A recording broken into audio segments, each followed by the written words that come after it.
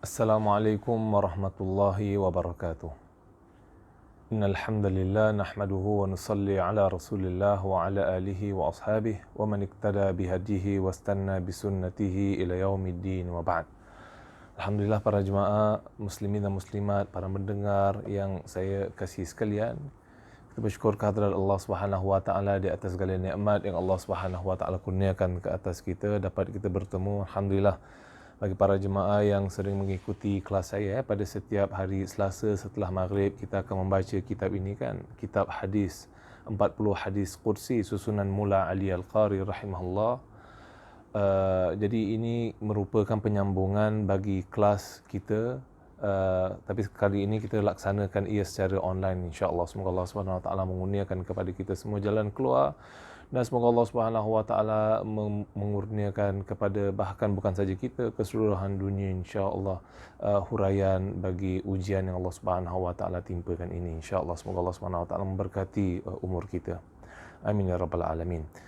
Jadi para jemaah muslim dan muslimat rahimakumullah, kita telah sampai kepada hadis yang ke-22. Hadis yang ke-22 berkaitan dengan untuk menjadi insan yang pertama, untuk menjadi insan yang terawal. Hadis yang diriwayatkan oleh Abu Hurairah radhiyallahu anhu an Rasulullah sallallahu alaihi wasallam qala Allah taala ahabbu ibadi ilayya a'jaluhum fitran, yang bermaksud hamba aku yang paling aku cintai, hamba aku yang paling aku cintai, yang paling aku sukai adalah yang paling segera, yang paling cepat berbuka puasa. Hadis riwayat Imam Ahmad, Imam Tirmizi dan juga Ibn Majah. Para jemaah rahimakumullah, sebenarnya kita menghayati hadis ini ada dua pengajaran yang utama lah. Yang satu yang paling straightforward, ia berkaitan dengan bagaimana Allah Subhanahu Wa Taala ini suka seorang hamba itu tatkala dia berpuasa, kemudian apabila tiba waktu berbuka, dia melaksanakan buka itu dengan segera dan jangan dia tunda-tunda, jangan dia delay dia punya berbuka. Persoalannya para jemaah rahimakumullah, kenapa Allah Subhanahu Wa Taala perlu untuk mengingatkan kita untuk menyegerakan berbuka? Sedangkan ini merupakan satu perkara yang boleh kita anggap fitrah insan. Apabila dia berbuka ni, apabila dia berpuasa, setentunya dia akan merasakan lapar. Kemudian tidak perlu untuk seseorang itu mengingatkan beliau, ini dah masuk waktu maghrib, maka hendaklah kamu berbuka kan? Tidak. Kita kalau insya-Allah, kalau Allah kurniakan kepada kita, dan insya-Allah Allah kurniakan kepada kita umur yang panjang sehingga dapat kita menyaksikan bulan Ramadan, dapat kita melaksanakan ibadah puasa insya-Allah dengan sempurna, amin ya rabbal alamin. Bagaimana sekalipun keadaannya para jemaah, insya-Allah kita akan menunaikan ibadah puasa pada bulan Ramadan. Biasanya pada bulan Ramadan kita dah sampai pukul 7 lebih nak dekat maghrib ni memang dah lapar dah kan. Kebanyakan daripada kita, jangan cakap maghrib, kadang-kadang pukul 5 tu kita dah sibuk dekat dapur tengok orang rumah masak apa, ibu masak apa sebagai contoh kan, dah kelentang-kelentung dia punya dekat dapur tu. Dan bila sampai saja waktu maghrib, itu perkara yang pertama kita akan berusaha untuk insya-Allah tak boleh lambat. Kalau dah biasa sangat seseorang itu lambat dalam kehidupannya, pergi kerja lambat, bangun tidur lambat, solat kadang-kadang lambat juga.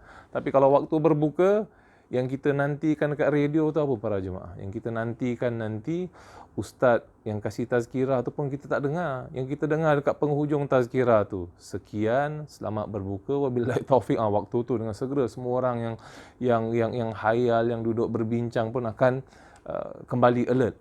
Jadi memang waktu tu kita on time kerana dah lapar dah, itu lumrah.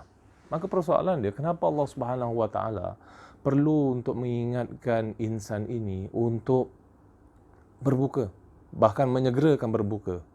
Jadi maknanya pengajaran yang para alim ulama dapat daripada hadis ini, ia menunjukkan bahawa sebenarnya ia bukan hanya sekadar untuk menyegerakan berbuka, tapi sebenarnya ia menunjukkan kepada kita satu amalan yang Allah Subhanahu Wa Taala begitu sukai apabila seorang hamba itu melaksanakannya. Apa dia para jemaah?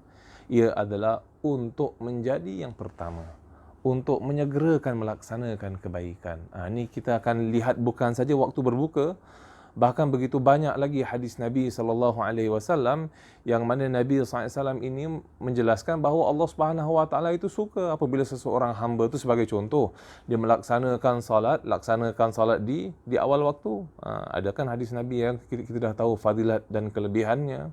Kerana ditakuti kalau dah sering sangat melambat-lambatkan, meliwat-liwatkan salat, nanti salat sampai dah dekat penghujung dah waktu injury, sebagai contoh.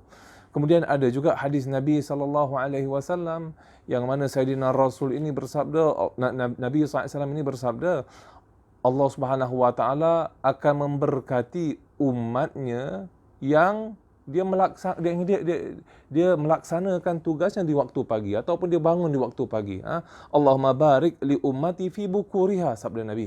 Ya Allah, engkau berkatilah ya Allah umat aku yang menyegerakan apa, dia bangun pagi, kemudian disegerakan dia punya solat, disegerakan dia punya tugasan, sebagai contoh, dia tidak melambat-lambatkan. Dan begitu banyak lagi hadis-hadis serta ayat suci Al-Quran yang menunjukkan bahawa Allah Subhanahu Wa Taala ini suka apabila seorang hamba itu melaksanakan sesuatu amalan, dia buat yang first, dia buat yang pertama kali, dia yang initiate, dia yang memulakan sesuatu amal kebaikan. Saya nak bawa dengan para jemaah sebuah lagi hadis Nabi SAW yang diriwayatkan oleh Imam Muslim. Nabi bersabda, man sanna fil Islam sunnatan hasanah falahu ajruha. Barang siapa yang melaksanakan suatu amalan ataupun dia introduce satu sunnah, satu amalan soleh, amalan yang baik, sunnatan hasana, amalan yang baik, falahu ajruha, maka apa dia akan dapat pahala amalan tersebut. Kemudian wa ajru man amila biha ba'dahu, dan juga pahala siapa yang melaksanakan amalan itu setelahnya. Jadi sebagai contoh, Pak Haji ni dia buat satu amalan yang baik, dia start dengan satu inisiatif yang baik. Sebagai contoh, dia laksanakan halaqah ataupun majlis tadarrus Al-Quran. Setiap seminggu sekali dia buat majlis tadarrus Al-Quran, dan sudah menjadi kebiasaan beliau buat majlis tersebut sehingga orang ramai mengikutinya. Jadi walaupun beliau ini telah meninggal dunia, Nabi kata apa? Orang yang melaksanakan amalan itu kerana mencontohi beliau, dia akan dapat pahala tu. Dia akan dapat pahala tu min ghairi ayanqus min ujurihim min syai'. Allah Subhanahu Wa Taala tidak akan mengurangkan daripada pahala-pahala orang yang lain, tapi Allah kurniakan kepada beliau pahala orang-orang yang mencontohinya. Jadi oleh itu Allah Subhanahu Wa Taala ini amat suka apabila seorang hamba itu dia yang initiate, yang melaksanakan suatu amalan terlebih dahulu. Beliau yang pertama buat amalan tersebut sehingga amalan yang baik ini dicontohi oleh orang ramai. Jadi itu sebenarnya pengajaran yang utama di sebalik hadis Nabi SAW tersebut. Kerana ia menunjukkan kepada kita suatu amalan yang Allah Subhanahu Wa Taala suka serta yang Allah Subhanahu Wa Taala cinta. Subhanallah.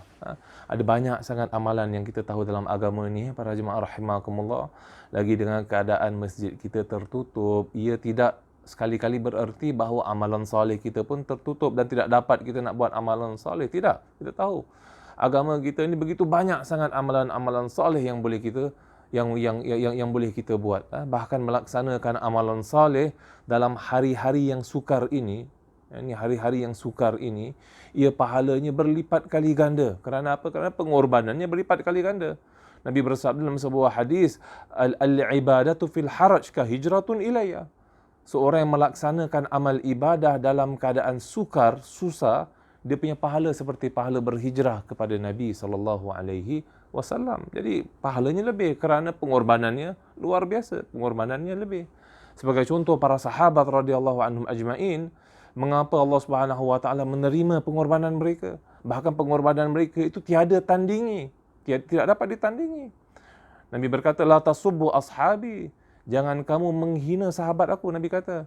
Kerana demi Allah, walaupun kamu berusaha untuk mengeluarkan infak, kita keluar sedekah para jemaah, kita keluarkan sedekah. Nabi kata, walaupun jumlah sedekah kamu itu adalah sebesar gunung Uhud, zahaban, daripada emas, gunung Uhud itu besar. Kemudian orang kalau boleh keluarkan sedekah sebesar emas, sebesar gunung Uhud, emas, Masya Allah, maknanya dia ni memang bilioner, kaya raya betul. Nabi kata, walaupun kamu keluarkan sedekah macam itu besar sekali, tidak dapat nak menandingi sedekah ataupun pemberian yang dikeluarkan oleh para sahabat, walaupun pemberian itu hanya sekadar seluas setapak tangan saja. Subhanallah. Kenapa beza para jemaah? Yang ini sedekahnya sebesar gunung, yang ini hanya sekadar setapak tangan, tapi harga dan nilainya lebih tinggi di sisi Allah. Kenapa? Kerana tahap pengorbanan itu di Allah Subhanahu wa taala. Siapa yang melaksanakan amalan saleh, Allah lihat kepada keikhlasan di hati, itu yang pertama dan utamalah. Jangan ada riya, jangan ada takabur. Kemudian yang kedua, Allah Subhanahu wa taala lihat juga kepada tahap pengorbanan seseorang. Semakin sukar keadaan kita, tapi waktu itu kita keluarkan sedekah, semakin tinggi darjatnya di sisi Allah Subhanahu wa taala. Seseorang yang mungkin jutawan, dia keluarkan sedekah 10,000, untuk dia no big deal. 10,000 ni anytime dia boleh dapat balik. Mungkin gaji sehariannya dia boleh dapat balik 10,000 tu. Berbeza dengan seorang anak bujang sebagai contoh.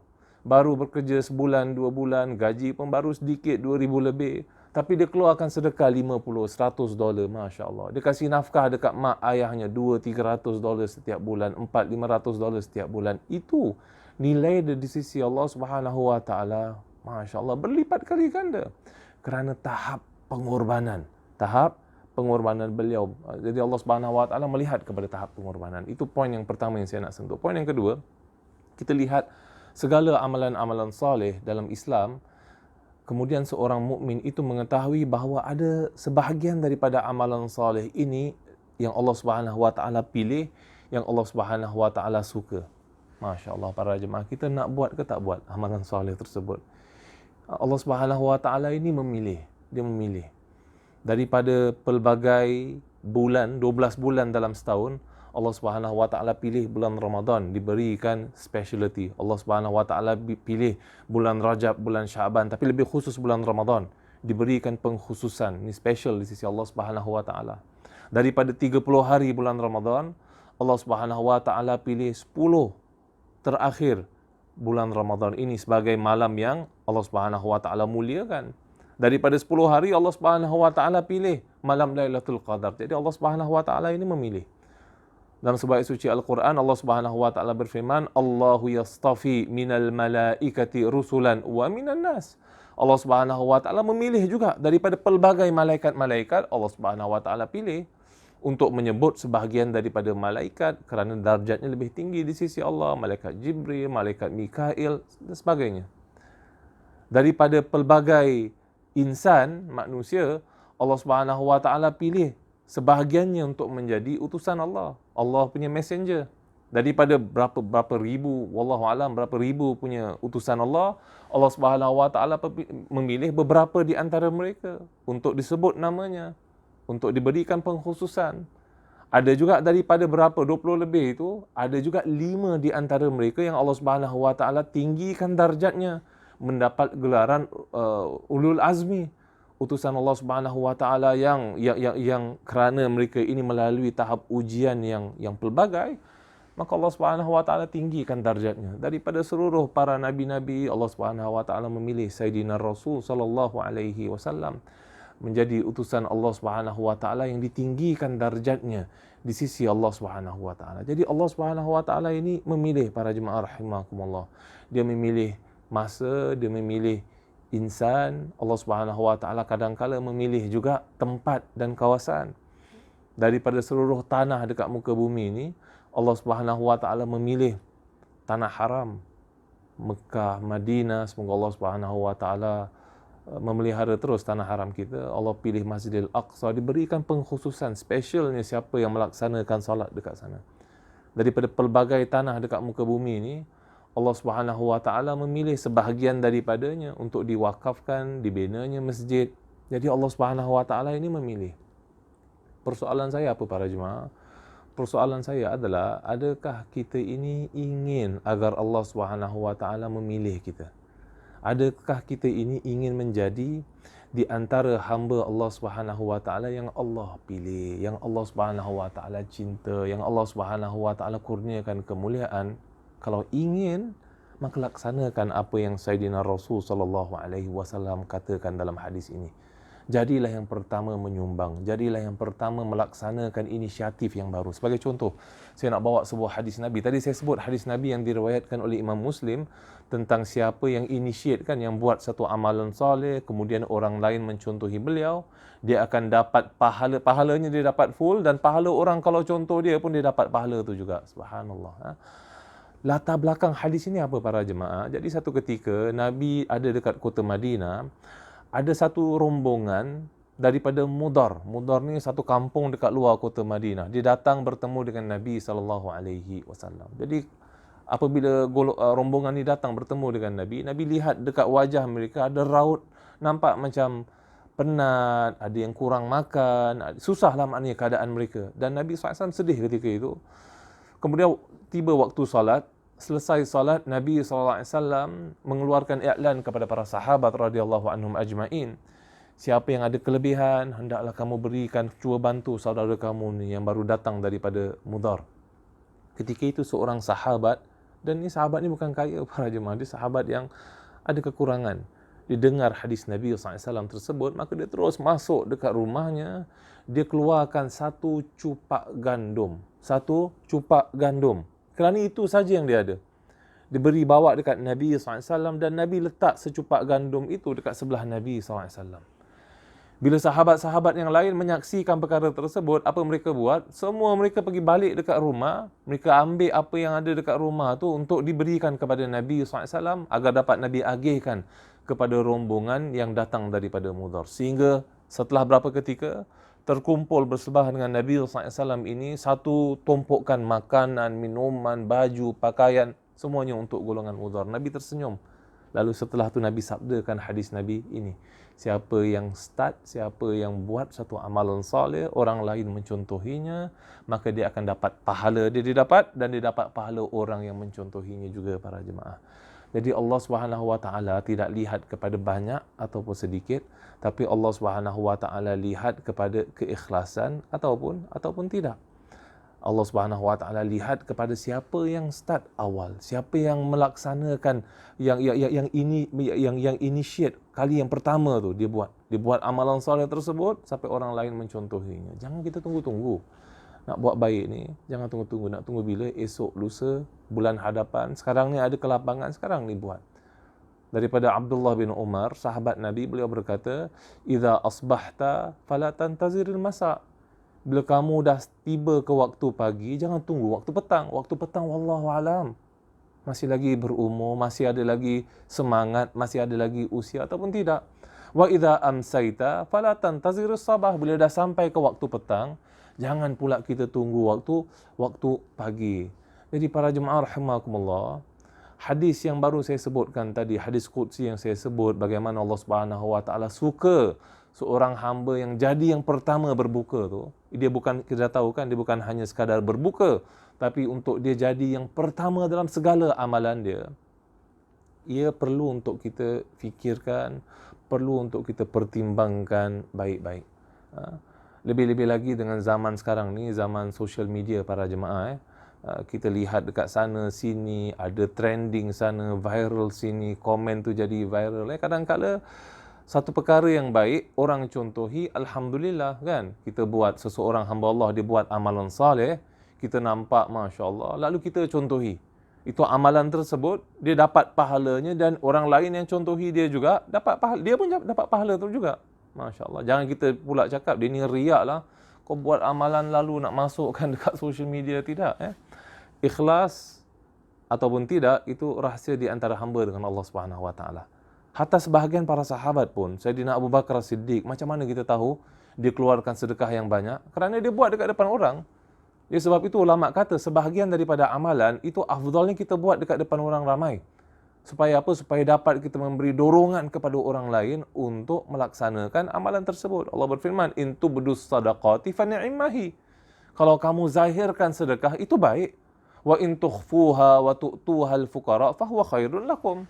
Kalau kamu sembunyikan sedekah tu, lalu kamu berikan kepada fakir miskin, itu juga baik. Jadi nak buat amalan dekat depan orang ramai pun baik kadang-kala.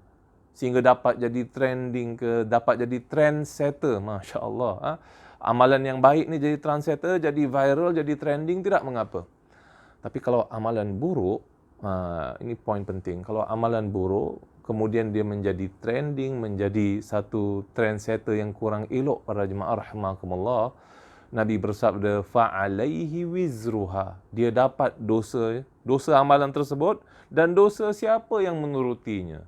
Ni kita kena hati-hatilah. Kita kalau nampak anak-anak kita buat satu benda kan, kenapa adik buat macam ini? Ni kan memudaratkan, boleh mencederakan orang. Oh, ini tengah viral. Ini trending yang kurang baik. Trendsetter yang kurang elok. Jangan kita jadi trendsetter yang macam gitu. Allah berfirman dalam surah Al-Baqarah, ini tentang orang yang suka nak orang lain ikut ni kan. Allah berfirman dalam surah Al-Baqarah ayat 166 sampai ke 167. Allah kata ini di antara siapa yang trendsetter dengan yang trend follower. Perhatikan firman Allah. Idh tabarra alladhina tubi'u minal ladhina taba'u. Allah kata esok di hari akhirat, orang yang diikuti, orang yang jadi trendsetter ni, orang yang diikuti, dia melepaskan diri daripada orang yang mengikutinya. Melepaskan diri apa? Maknanya lakum dinukum. Sorry lah, tak ada kena mengena. Kau tak ada kena mengena dengan aku. Ittabarra alladhina tubi'u minal ladhina taba'u. Apabila orang yang diikuti melepaskan diri daripada orang yang mengikutinya, wara'aul azab, ketika itu dia menyaksikan azab Allah Subhanahu wa taala esok di hari akhirat, wa taqatta'at bihimul asbab, yang terputuslah segala perhubungan. Apa lagi perhubungan yang ada?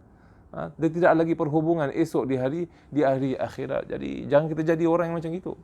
Kita ikut seseorang, kita ikut mungkin nasihat dia, kalau baik kita ikut, tapi kalau nasihat dia, panduan dia, trend yang dia kedepankan itu tidak elok, maka jangan kita ikut. Kerana esok orang tersebut akan menjauhkan diri daripada kita. Esok dekat akhirat tak boleh kita cakap dengan Allah, ya Allah aku buat macam ini kerana orang tu cakap. Sebab tu aku jauh dengan mak ayah aku sebagai contoh. Sebab itu aku katakan perkataan yang sedemikian rupa. Sebab itu saya catat dekat social media benda yang tersebut kerana orang ni buat, maka saya pun buat juga, saya share. Ini dia. Ittabarra alladhina tubi'u minal ladhina taba'u. Orang yang diikuti akan melepaskan diri daripada orang yang mengikut. Tatkala dia nampak esok di hari akhirat. Ketika itu apa berlaku para jemaah rahimakumullah? Wa qala alladhina taba'u. Ketika itu orang yang mengikuti, di trend followers, orang yang mengikuti ini akan berkata, lau anna lana karratan, kalaulah kami ada peluang, fanatabarra'a minhum, pasti kami akan melepaskan diri daripada kamu sebagaimana sekarang ini kamu melepaskan diri daripada kami. Allah kata apa? Tidak ada, tak ada peluang kan. Mereka nak melepaskan diri dah tak ada peluang, tapi mereka katakan kalaulah kami boleh pulang balik semula ke dunia, ternyata kami tak akan jadi kamu punya trend follow. Suka hati engkau lah macam itu. Kami nak pisahkan diri daripada kamu. Kemudian Allah berfirman di penghujung ayat ini, kadzalika yurihimullahu a'malahum. Begitulah Allah Subhanahu wa taala tunjukkan kepada mereka amalan-amalan mereka. Ini apa keburukan yang kamu buat. Kemudian Allah berfirman hasaratin alaihim. Perhatikan firman Allah. Hasaratin. Hasaratin ini bukan singular form, ini plural. Maknanya apa firman Allah? Hasaratin maknanya kerugian, bukan satu kerugian. Kerugian di atas kerugian, di atas kerugian esok di hari akhirat. Masya Allah. Azab tu memanglah satu siksaan, tapi di antara azab juga apabila seseorang itu rasa tertekan, lalu dia rasa dirinya ni rugi. Kerugian di atas kerugian, di atas kerugian. Semoga Allah Subhanahu wa taala jauhkan kita daripada menjadi orang yang sedemikian rupa. Insya-Allah hadis ini memberi semangat kepada kita, memberi dorongan kepada kita untuk sering fikir apa perkara yang pertama yang boleh kita laksanakan. Apakah amalan soleh yang boleh kita tunaikan? Apakah inisiatif yang baru yang boleh kita laksanakan? Lagi-lagi sekarang dalam keadaan getir ini, masyarakat memerlukan, ada sebahagiannya mungkin kurang pendapatan kewangan bulanan. Jadi siapa yang ada kelebihan, boleh ataupun tidak, anda membantu mereka yang lebih memerlukan. Ini apabila anda melaksanakan satu amalan saleh, lalu orang lain juga mencontohi, anda akan dapat pahala. Bahkan lebih daripada itu, para jemaah, saya nak bawa kepada perhatian para jemaah, kadang-kadang kita faham ada hadis Nabi SAW yang menceritakan tentang siapa yang buat satu amalan saleh, maka dia dapat apa? 10 kali ganda kan pahalanya. Siapa yang buat amal keburukan, dia akan dapat satu saja keburukan, dosanya. Tapi ada juga hadis-hadis yang lain yang mana Sayyidina Rasul menceritakan bahawa Allah Subhanahu Wa Taala ini mampu untuk melipat kali gandakan pahala. Bukan hanya 10 kali ganda. Dalam sebuah hadis Nabi berkata ila ad'af kathira, sampai kepada gandaan-gandaan yang begitu banyak. Allah lihat kepada darjat keikhlasan. Tadi yang pertama saya katakan tadi apa? Allah lihat kepada darjat pengorbanan. Awak berkorban, awak buat amalan soleh pada waktu-waktu yang getir ini, pahalanya berlipat kali ganda lagi di sisi Allah Subhanahu Wa Taala. Jangan kita nantikan orang, jangan kita lihat orang untuk buat, jadilah trendsetter. Awak yang initiate, kita yang buat amalan itu, kita yang menyumbang, kita yang cuba untuk memperbaiki hal keadaan masyarakat kita, insya-Allah. Semoga Allah Subhanahu Wa Taala mengurniakan kepada kita semua keselamatan, dan semoga Allah Subhanahu Wa Taala mengurniakan kepada anda dan juga kepada saya, insya-Allah, husnul khatimah. Insya-Allah para jemaah muslimin dan muslimat rahimakumullah, kita bertemu pada minggu hadapan dengan satu lagi video. Kita sambung hadis yang ke-23 daripada kitab 40 hadis qudsi susunan Mula Ali Al-Qari. Wabillahi taufiq wal hidayah. Wassalamualaikum warahmatullahi wabarakatuh.